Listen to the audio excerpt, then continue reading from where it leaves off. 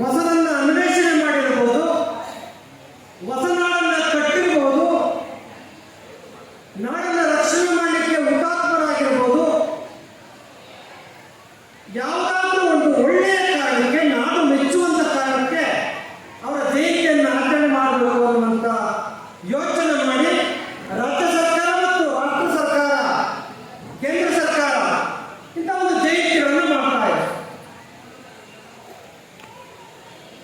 ಏನಕ್ಕಂತಂದ್ರೆ ಇಂದಿನ ಕಾಲಘಟ್ಟದಲ್ಲಿ, ಆಯಾ ಕಾಲಘಟ್ಟದಲ್ಲಿ ಮಹನೀಯರು ಮಾಡಿ ಮಡಿದಂತ ಕೆಲಸಗಳನ್ನ ಇಂದಿನ ಯುವ ಪೀಳಿಗೆಗೆ ತಿಳಿಸಲಿಕ್ಕೆ ಮತ್ತೆ ಆ ಸ್ಫೂರ್ತಿಯಿಂದ ನೀವು ಏನಾದರೂ ಸಾಧನೆ ಮಾಡಲಿಕ್ಕೆ ಸಹಾಯಕ ಆಗಲಿ ಅನ್ನುವಂಥ ಕಾರಣಕ್ಕೆ ಇಂಥ ಸರ್ಕಾರ ಇಂಥ ಒಂದು ಕಾರ್ಯಕ್ರಮಗಳನ್ನು ಆಯೋಜನೆ ಮಾಡಲಾಗ್ತದೆ. ಅದು ಬುದ್ಧ ಜಯಂತಿ ಆಗ್ಬೋದು, ಬಸವ ಜಯಂತಿ ಆಗ್ಬೋದು, ಬಾಬಾ ಸಾಹೇಬ್ ಅಂಬೇಡ್ಕರ್ ಜಯಂತಿ ಆಗ್ಬೋದು, ವಾಲ್ಮೀಕಿ ಜಯಂತಿ ಆಗ್ಬೋದು, ಕನಕ ಜಯಂತಿ ಆಗ್ಬೋದು, ಕಿತ್ತೂರು ರಾಣಿ ಚೆನ್ನಮ್ಮ ಜಯಂತಿ ಆಗ್ಬೋದು, ಟಿಪ್ಪು ಸುಲ್ತಾನ್ ಜಯಂತಿ ಆಗ್ಬೋದು, ನಮ್ಮ ಒಳಗೆ ಓಬವ್ವ ಜಯಂತಿ ಆಗ್ಬೋದು. ಇವರೆಲ್ಲರೂ ಕೂಡ ಈ ದೇಶಕ್ಕೆ ಅವರು ಬದುಕಿದಂತ ಕಾಲದಲ್ಲಿ ಮತ್ತೊಬ್ಬರು ಕೊಡಲಾರದ ಕೊಡುಗೆಯನ್ನು ಕೊಟ್ಟು ಮುಡಿದು ಹೋಗಿರೋ ಕಾರಣಕ್ಕೆ ಅವರನ್ನು ನೆನಪಿಸಿಕೊಳ್ಬೇಕಾಗಿದೆ. ಆದರೆ ಇಂಥ ಮಹಾತ್ಮರ ಜಯಂತಿಗಳು ಎರಡು ರೀತಿಯಲ್ಲಿ ಆಚರಣೆ ಆಗ್ತದೆ. ಒಂದು, ಫೋಟೋಕ್ಕೆ ಮಾಲೆ ಹಾಕ್ಬಿಟ್ಟು ಫೋಟೋ ತೆಗೆಸ್ಕೊಂಡು ಡಿಪಿ ಹಾಕೋದು ಒಂದು ಜಯಂತಿ, ಕೆಲವೊಂದು ಜಯಂತಿ. ಇನ್ನು ಕೆಲವೊಂದು ಜಯಂತಿಗಳು ಏನು ಯಾರ ಹೆಸರಿನಲ್ಲಿ ಜಯಂತಿಯನ್ನು ಮಾಡಿರ್ತೀವಲ್ಲ ಅವ್ರ ಜಾತಿಯವರೇ ಸೇರ್ಕೊಂಡು ಜಾತಿ ಭಜನೆ ಮಾಡಿಕೊಂಡು ಕಾಲಹರಣ ಮಾಡ್ತಾರೆ. ಇದು ಅತ್ಯಂತ ನೋವಿನ ಸಂಗತಿ. ಒಳಗೆ ಓಬವ್ವ ಆಗಲಿ, ವಾಲ್ಮೀಕಿ ಆಗಲಿ, ಕಿತ್ತೂರು ರಾಣಿ ಚೆನ್ನಮ್ಮ ಆಗಲಿ, ಅಂಬೇಡ್ಕರ್ ಆಗಲಿ, ಗಾಂಧಿ ಆಗಲಿ, ಬುದ್ಧ ಆಗಲಿ, ಬಸವ ಆಗಲಿ, ಇವರ್ಯಾರೂ ಕೂಡ ಒಂದು ಜಾತಿಗೆ ಸೀಮಿತರಾದವರು. ಇವರೆಲ್ಲ ಜಾತೀಯತೆಯ ವಿರುದ್ಧವಾಗಿ ಹೋರಾಟ ಮಾಡೋರು, ಅಸಮಾನತೆಗಳ ವಿರುದ್ಧವಾಗಿ ಹೋರಾಟ ಮಾಡೋರು. ಇವರೆಲ್ಲ ಏನಾದರೂ ಈ ದೇಶಕ್ಕೆ ಕೊಡುಗೆ ಕೊಡಬೇಕನ್ನೋ ಕಾರಣಕ್ಕೆ ತಮ್ಮ ಜೀವನವನ್ನು ತಾವೇ ಅರ್ಪಣೆ ಮಾಡಿಕೊಂಡವರು.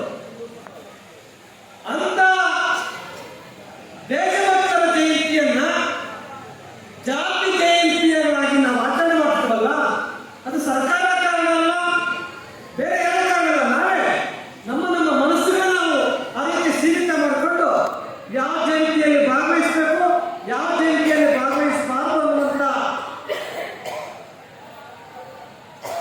ಚೌಕಟ್ಟನ್ನು ನಾವೇ ಹಾಕೊಂಡಿರ್ತೀವಿ. ದಯಮಾಡಿದಿಂದ ಹೊರಗಡೆ ಬರಬೇಕಾಗ್ತದೆ.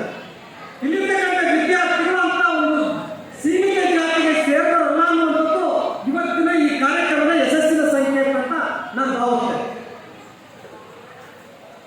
ವಿದ್ಯಾರ್ಥಿಗಳೇ ಮತ್ತು ಮಹನೀಯರೇ, ಇವತ್ತು ಆಚರಣೆ ಮಾಡತಕ್ಕಂಥ ಒಳಗೆ ಓಬವ್ವನ ಜಯಂತಿಯ ಪ್ರಯುಕ್ತವಾಗಿ ನಾವು ಮತ್ತೊಮ್ಮೆ ಪ್ರಶ್ನೆ ಮಾಡ್ಕೊಳ್ಬೇಕಾಗ್ತದೆ, ಯಾವ ಕಾರಣಕ್ಕೆ ಈ ಜಯಂತಿಯನ್ನು ಆಚರಣೆ ಮಾಡೋದು. ನಮಗೆ ತಿಳಿದ ಮಟ್ಟಿಗೆ 3 ಕಾರಣಕ್ಕೆ ಒಳಗೆ ಓಬವ್ವನ ಜಯಂತಿಯನ್ನು ಆಚರಣೆ ಮಾಡಬೇಕು ಅಂತ ಅನ್ಕೊಳ್ತೇನೆ. ಒಂದು, ಆಕೆ ಎಲ್ಲಿ ಹುಟ್ಟಿದ್ಲು, ಎಲ್ಲಿ ಜೀವನವನ್ನು ಸಾಗಿಸಿದ್ಲು, ಹೇಗೆ ಸಾಗಿಸಿದ್ಲು ಅನ್ನುವಂಥದ್ದು ಒಂದು ಸಾಮಾನ್ಯವಾಗಿರ್ತಕ್ಕಂಥ ವಿಚಾರ. ಇನ್ನೊಂದು, ಅವಳು ಹೇಗೆ ಮಡಿದ್ಲು, ಯಾವ ಕಾರಣಕ್ಕೆ ಮಡಿದ್ಲು, ತನ್ನ ಸ್ವಾರ್ಥಕ್ಕೋಸ್ಕರ ಸತ್ತೋದ್ಲ ಅಥವಾ ಇನ್ಯಾವ ಕಾರಣಕ್ಕಾದರೂ ಈ ದೇಶಕ್ಕೋಸ್ಕರ ಸತ್ತೋಗಳ ಅನ್ನುವಂಥದ್ದು ನಿಮ್ಗಾಗಲೇ ಒಂದಷ್ಟು ಮಾಹಿತಿ ಗೊತ್ತಿದೆ. ಅದನ್ನ ಇನ್ನಷ್ಟು ವಿಸ್ತೃತವಾಗಿ ಚರ್ಚೆ ಮಾಡಬೇಕಾಗಿದೆ.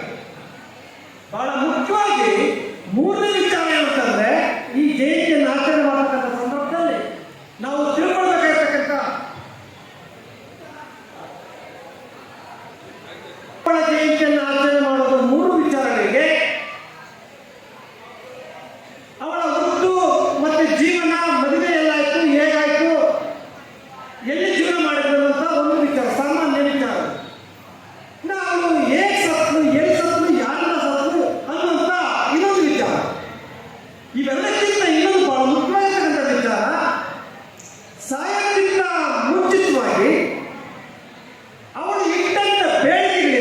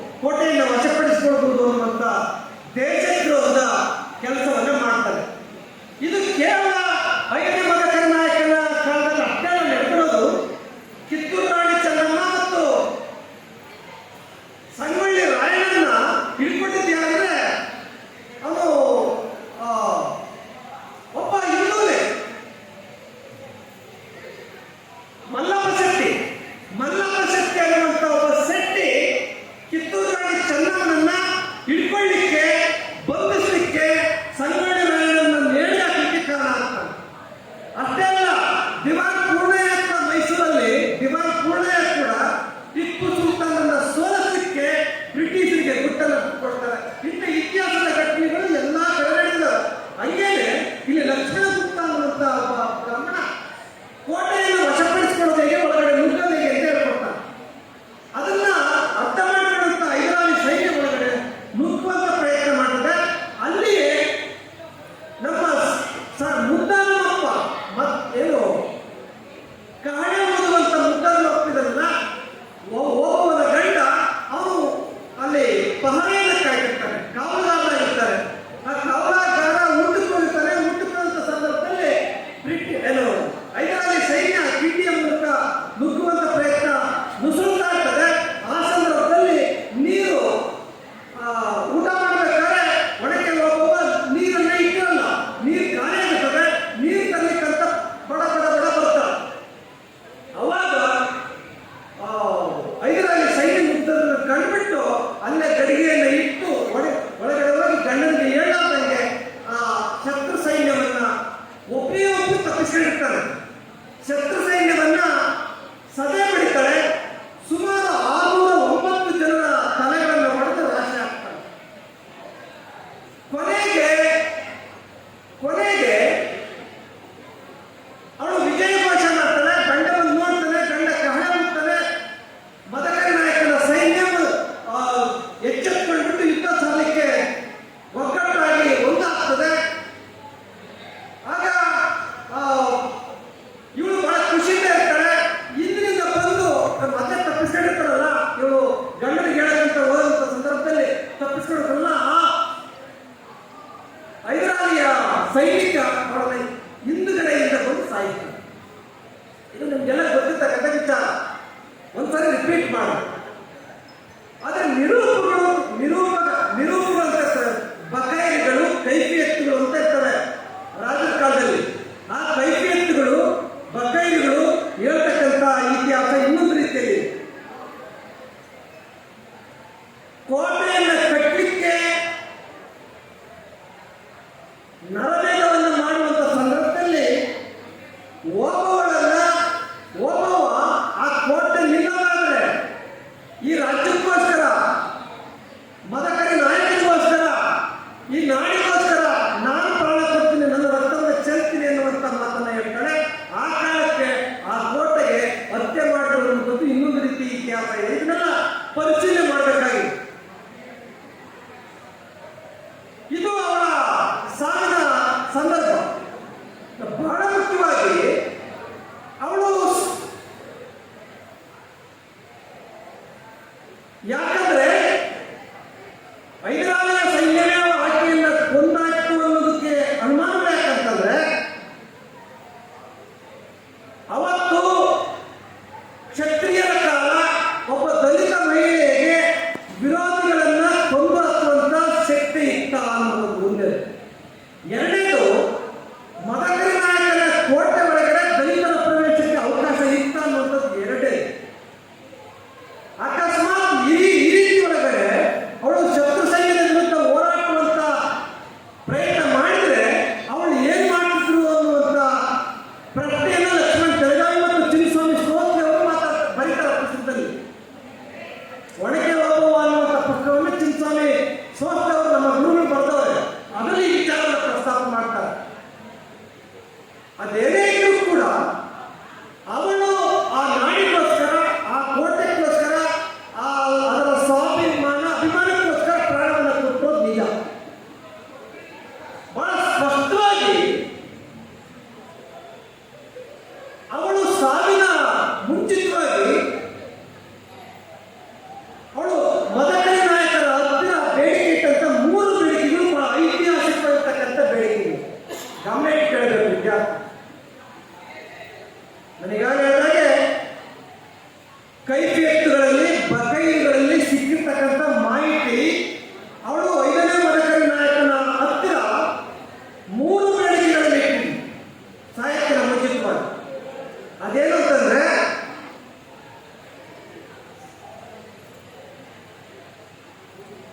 ಚಿತ್ರದುರ್ಗದ ಸಂಸ್ಥಾನದಲ್ಲಿ ಯಾವುದೇ ಉತ್ಸವ ನಡೀಲಿ, ಯಾವುದೇ ಹಬ್ಬ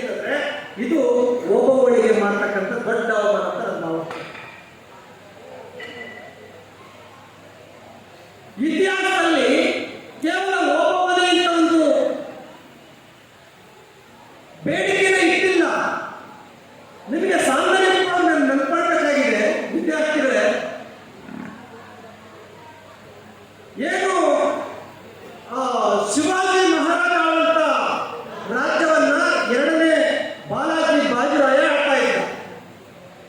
ಎರಡನೇ ಬಾಲಾಜಿ ಬಾಜಿರಾಯ ಆಳ್ತಾ ಇದ್ದ. ಅದು ಕೂಡ 1799ನೇ ಇಸ್ವಿ ಡಿಸೆಂಬರ್ 31ನೇ ತಾರೀಕು ಆಳ್ತಾ ಇದ್ದ. ಆ ಸಂದರ್ಭ ಒಂದು ಘಟನೆ ಆಯ್ತು. ಅದೇನಂತಂದ್ರೆ ನಿಮ್ಗೆ ಸಂದರ್ಭ ನೆನಪಿಡಬೇಕು. 3 ವಿಚಾರಗಳನ್ನ ನೆನಪಿಡ್ತಾರೆ. ಅದೇನಂತಂದ್ರೆ ಎರಡನೇ ಬಾಲಾಜಿ ಬಾಜಿರಾಯನ ಕಾಲದಲ್ಲಿ ಶೂದ್ರರು, ದಲಿತರು ಕತ್ತಿ ಹಿಡಿಯುವ ಆಗಿರಲಿಲ್ಲ. ಬ್ರಿಟಿಷರಿಗೂ ಮತ್ತು ಮರಾಠರಿಗೂ ಪೇಶ್ವೆಗಳಿಗೂ ಯುದ್ಧ ನಡೀತಿರ್ತದೆ. ಅಂತ ಸಂದರ್ಭದಲ್ಲಿ ಮಹಾನ್ ಸೈನಿಕರು, ಮಹಾನ್ ಜನರು, ಅಂಬೇಡ್ಕರ್ ಹುಟ್ಟಿದಂತ ಆ ಸಮುದಾಯದ ಒಬ್ಬ ರೆಜಿಮೆಂಟ್ ಸೈನಿಕ ತುಕಡಿ ನಾವು ಬ್ರಿಟಿಷರ ವಿರುದ್ಧವಾಗಿ ನಿಮ್ಮ ಪರವಾಗಿ ನಾವು ಹೋರಾಟ ಮಾಡ್ತೀವಿ, ನಮ್ಗೆ ಅವಕಾಶ ಮಾಡಿಕೊಡಿ ಅಂತ ಕೇಳ್ತಾರೆ.